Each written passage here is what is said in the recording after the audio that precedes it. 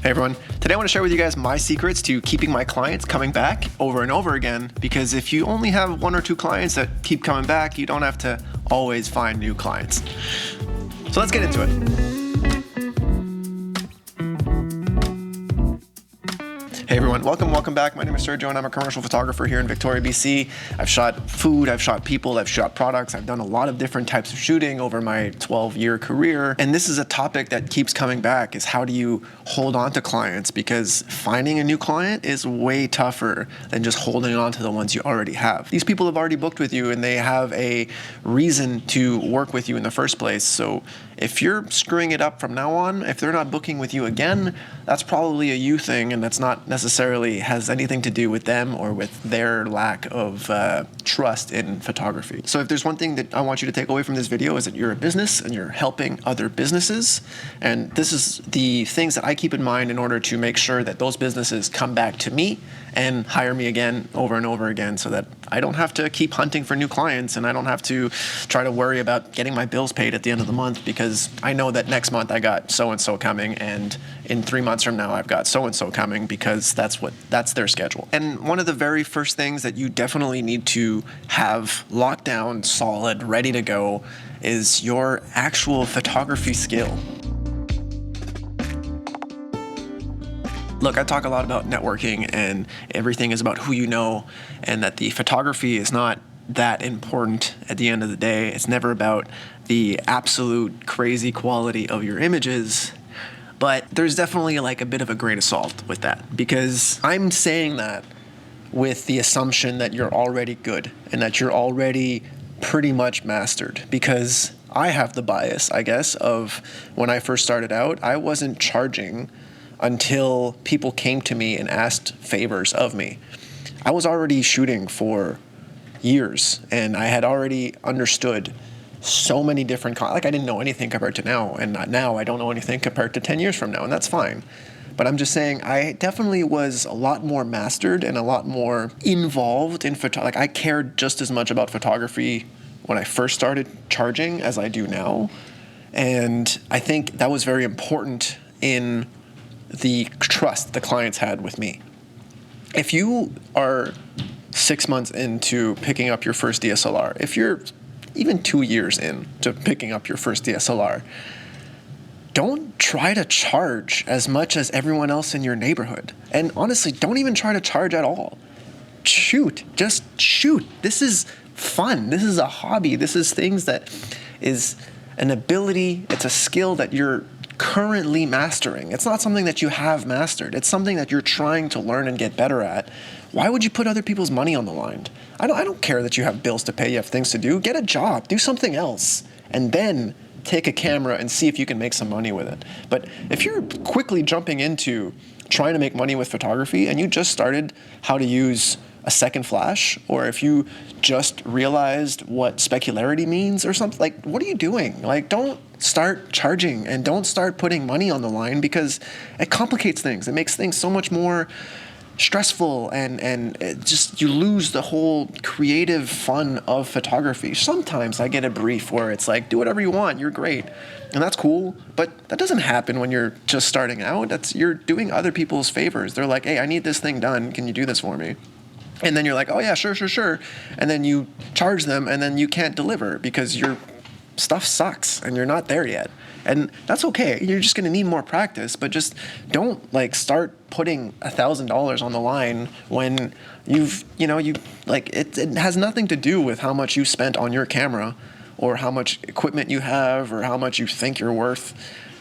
Look at your actual skill and look at your actual what are you actually delivering to your clients or to these people that are hiring you, and how much work was it really? Because if you're spending a bunch of, I feel like sometimes a lot of the stuff that I do now is not a lot of work, because I've put in a lot of work to make the images look a certain way. I understand that I can work a certain way in order for my images to look a certain way, and then that way I don't have to edit or do any more post-production. But that takes time. That takes a whole lot of time. And even if you're not delivering things that are straight out of camera and you're relying on editing, well, you're spending all that time editing, And that work, that hourly work, let's say, that you're doing to create these images is because you're inefficient and you're not at a certain level where you can do a 3-hour photo in 15 minutes. You're not working really, really hard for these clients. You just suck at photography, you know? You're not there yet. That's okay, and that's fine. But don't start thinking that, you can charge crazy amounts of money. Oh man, everyone says that a $1,200 day rate is what I should be doing, so I'm going to charge $1,200 for a day rate, plus photos, plus licensing, plus production. Dude, come on. Who are you? The levels that you hear this happening are not even like for billboards. This is like worldwide ad campaigns. You're not there yet. You're taking pictures of your neighbor for their LinkedIn headshots. Like, relax. Get used to the grind that is photography, and always trying to better your images, and just worry about the craft of making the light 10% better for your next photo shoot, and making your compositions 5% better for your next photo shoot, and working on all those little nitty-gritties and not worrying about how much money you're making. Like, get a job. Don't worry about photography being your sole source of income. Because if you're worried about it being your sole source of income, you're too early. You're just straight up, you're too early. So take a step back, get a side hustle, make this be your side hustle, get a real job, and it'll be a lot less stressful moving forward. Now, secondly, if you're at a point where you think you're pretty good and you're delivering results that are better than what your clients could do themselves or with their friends or with people that they know, now, okay, yeah, you've reached a level of, okay, I can try to take this seriously, and I can see how much money I can really make and how I can keep these clients happy constantly, consistently, because it's just easier to foster those relationships with the people you do have. I feel lucky every time I book a new client. I feel like, oh my God, yes, perfect. That's another possible 10 shoots with this client. But that doesn't happen every day. That doesn't happen all the time. But I am much more likely to get a second shoot from a client I've already booked because they've trusted me already. And now if I can over-deliver results, let's say, because that's one of the things that you should be striving towards doing, then you can start putting a little bit more luck in your back pocket, because you know that client that's just hired you and they were expecting a certain thing and you gave them more, they'll be like, wow, okay, that was pretty good value. I was expecting to pay this for that, and I got that plus this, so that's pretty good. So one of the things you can do is over-deliver, and from over-delivering, I'm also lumping that under not being a headache. Okay? Like, you are a business helping other businesses. If you were this other business that's hiring someone for $1,000 or whatever the money is, the money doesn't count, but the money doesn't matter, but whatever the amount is, if you're a company and you're hiring someone else to do something, how would you like that person to show up, to handle themselves, to deliver photos, to answer emails, all those things? Show up on time. You don't need to be well-dressed. You can be yourself. You don't need to be like in a suit and tie, but just, be clean, take a shower that morning, be on time, answer the damn email when it comes in. That's something that I'm genuinely pretty bad at, to be honest, but answer the damn emails. It'll do you better. And maybe even a follow-up email after the shoot. Once you're done with your shoot, be like, hey, thanks for a fun time. Here's your blah, blah, blah. Here's your gallery, whatever it is. But make sure that there's a little bit more interaction between you and the client. And over-deliver. Don't over-promise. You don't want to be like, oh, I can give you this. And then when it comes time to actually doing the editing work or the back-end work, you're like, oh, I didn't feel like doing this. I'm just going to round some corners and blah, blah, blah. And then they'll be like, oh, well, I was expecting this, and then you gave me only this. It's much better to align expectations with reality. And it makes clients trust you a lot better if you just tell them what they can expect and then give them a little bit more. Even if you undersell yourself so that you can over-deliver later, it'll be better in their eyes than if you oversell yourself and then under-deliver later. You know what I mean? So just be a little bit more mindful with your vocabulary, with how you're treating your clients.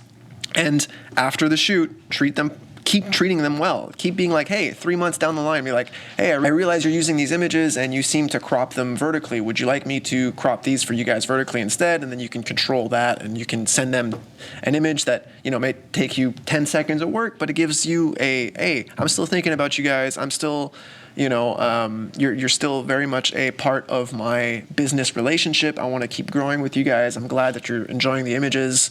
And subtly, that'll make them be like, oh yeah, maybe I should get new images. Maybe it's time for an update. Maybe it's time for, and that's how you can kind of keep these clients for months and months and months and maybe even years, because you just, every now and then, just a little like, hey, a little nudge, a little, hey, reminder of, hey, do you guys remember me when we took these awesome photos together?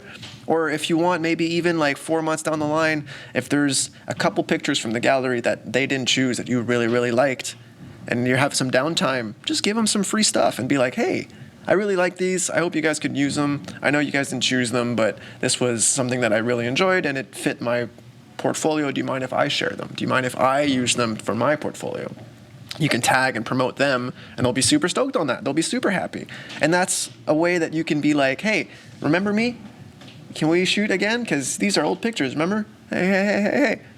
Another little thing, you want to foster, you want to build these relationships with these clients, because we're not trying to take money and run. Like we're a business. You're still going to be a photographer in 5 years. You're still going to be a photographer in 10 years. And even if you outlast their businesses, you're not going to outlast these people. Like these are still people that have friends and connections with other people that might have other businesses, and will all end up, it's all beneficial for you to be just a good client, or keep your clients as happy as possible, and to be, I guess you're kind of a client to them too. Like just be the best freelancer that they can be, or that they can expect. And that's how they'll keep hiring you. When Christmas comes around, or when certain holidays come around, you can send a little gift card, or you can send a little, like one of the things that I like to do is send out prints. Especially if I took like the fun ones, or the pictures that are just like outtakes, or things where they're just funny or cute or whatever, get that printed out and give that to your client. People love pictures of themselves, or pictures of their stuff, or pictures of their store, or if you happen to take pictures of their kids, or whatever it is, their family, or whatever it is that you take pictures of. If you can send them a print of their car and they hang it up in their room, you give that to them at Christmas, and you'll be like, damn, that's crazy. That's so above and beyond. And sure, it might cost you $50, and sure, it might cost you $100. But if they hire you again for another $1,000, then was it worth it? Because you'll be able to, like if you need to make, let's say you need to make $100,000 this year, that's $100,000 shoots.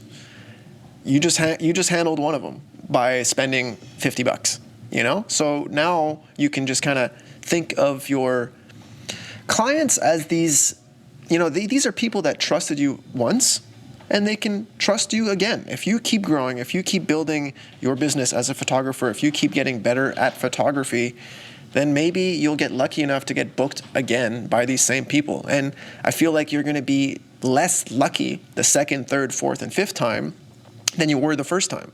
So if you were lucky enough to get booked the first time, and you don't screw it up, and you're not too early in your photography career, and you aren't a headache, and you don't smell bad, maybe you will book with them a second, third, fourth, and fifth time.